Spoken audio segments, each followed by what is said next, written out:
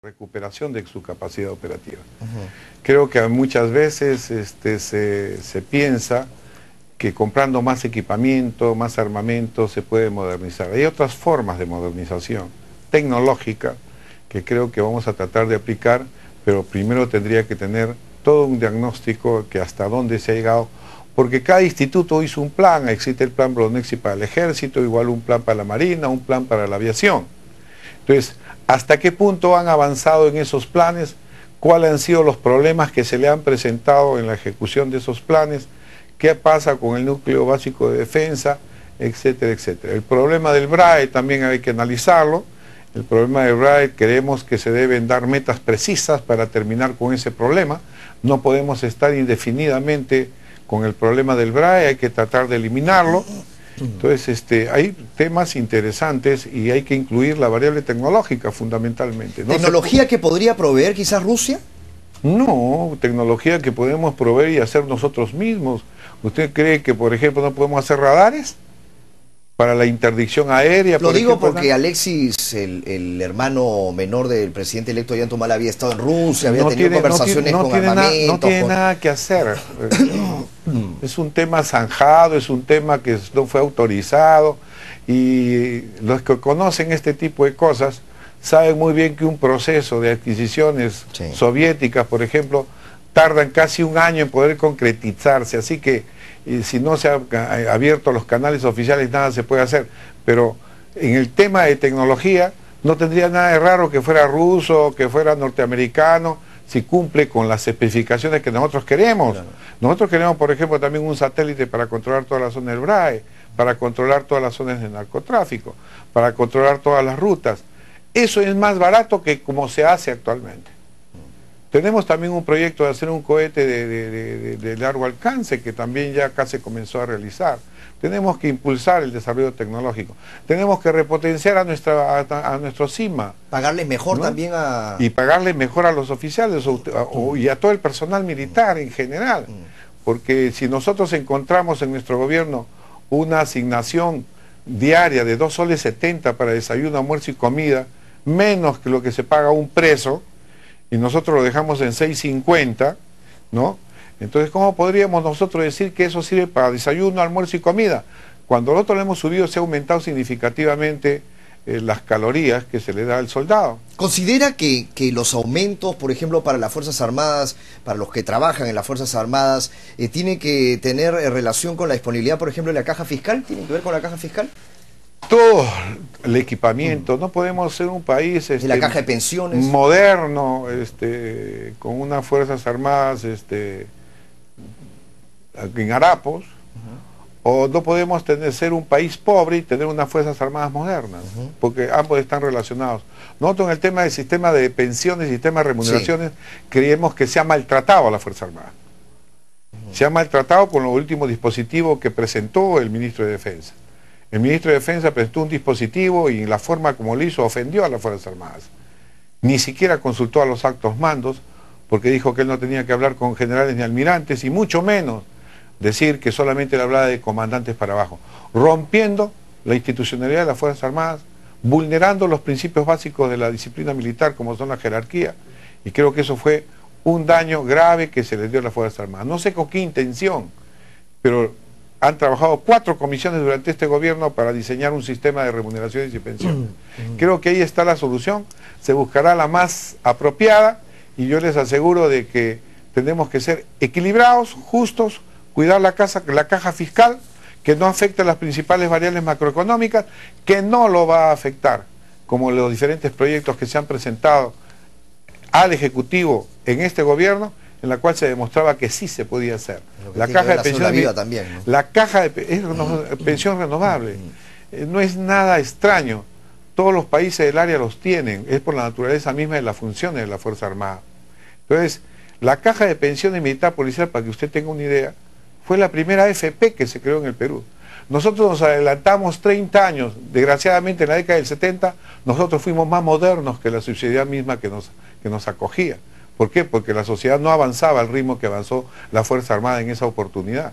Y se previó que el Montepío que se pagaba antes iba a poner en riesgo la cuestión fiscal. Y por eso se creó la Caja de Pensiones Militar Policial, que era casi una AFP, donde se ahorraba, donde se invertía, lo que se hace actualmente, pero con características especiales por la naturaleza misma de las funciones que cumplen los oficiales de la Fuerza Armada, oficiales, tropa, etc. Entonces, el tema ha aparecido el problema cuando no el Estado no cumplió con dar los aportes que le correspondían y solamente cumplió los oficiales, personal pensionable, comenzó a aportar y el Estado no aportó. Se ha dicho que el colapso de la caja se debió a la época de Montesinos. En la época de Montesinos se ha calculado que se perdieron 200 millones de soles. Pero el Estado le debe más de 1.400 millones sin contar otras cosas. Entonces, se han diseñado diversos sistemas. La caja de pensiones para mí debe ser reflotada. ¿Cómo es posible que hayan vendido toda la cadena de hoteles de la caja? Lo que pasa es que los liberales, a ultranza, quieren que desaparezca todo lo que sea Estado. Entonces, han vendido la cadena de hoteles Las Américas, el hotel que ahora se llama Thunderberg, creo, el Café 21, otros hoteles de Miraflores, la cadena de hoteles del pueblo, etcétera, en 20 millones. Un regalo. Usted sabe que lo iban a vender en 8 y tuvieron que esperar un año. De 6 hoteles más o menos. Así es, que eran rentables, y en esta época que el turismo se incrementó casi al doble, imagínense cuánto ha pagado, cuánto gana ahora y el hotel Las Américas para repleto. Entonces creo que ha habido abuso de esto. Ahora se quiere rematar el Banco de Comercio que pertenece a la Caja. Los privados también quieren comprarlos, cuando la Caja, el Banco de Comercio y la Caja en general tiene un porcentaje de gastos de administración que llega al 4%, el más óptimo de todos los bancos. Ahora, pasando ya al tema de lo que es el narcoterrorismo, que es un tema que preocupa, que hemos estado hablando anteriormente y que aqueja al Valle de los Ríos Apurímac y N. Aún quedan remanentes senderistas en este lugar, hay muchos cocaleros también, hay coca ilegal, hay pozas de maceración en este lugar. ¿Cómo se piensa luchar contra este narcoterrorismo? Bueno, vamos a ver la situación exacta que está el BRAE, vamos a ver cómo están en equipamiento, cómo están en todo lo que es bienestar, a ver cómo duermen, porque hemos visto algunos videos que nos han pasado del BRAE y vemos que los soldados, los suboficiales, oficiales dormían en zanjas, ¿no? ¿Usted no los ha visto? En zanjas, sí, sin agua, sin las condiciones básicas. Así no se puede entrar a la lucha, porque eso resta la moral. Y la moral es fundamental para iniciar cualquier operación.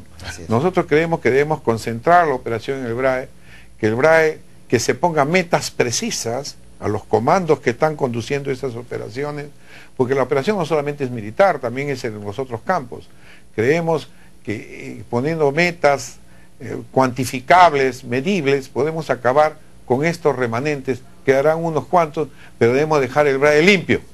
Si nosotros dejamos el BRAE limpio, será un gran triunfo, y creo que ese debe ser la gran meta de nosotros. ¿Esa es una meta que ha sido marcada en este gobierno? Yo creo que sí, lo he escuchado al presidente Ollanta decir también que hay que acabar con ese tema. Yo creo que esa es una misión importante porque afecta a la gobernabilidad del país. Hay un sector al cual le preocupa, por ejemplo, de que usted, siendo militar retirado, tenga la posibilidad quizás el gobierno Ollantumala de tener un acercamiento a un grupo de militares de su promoción a los cuales los pueda favorecer.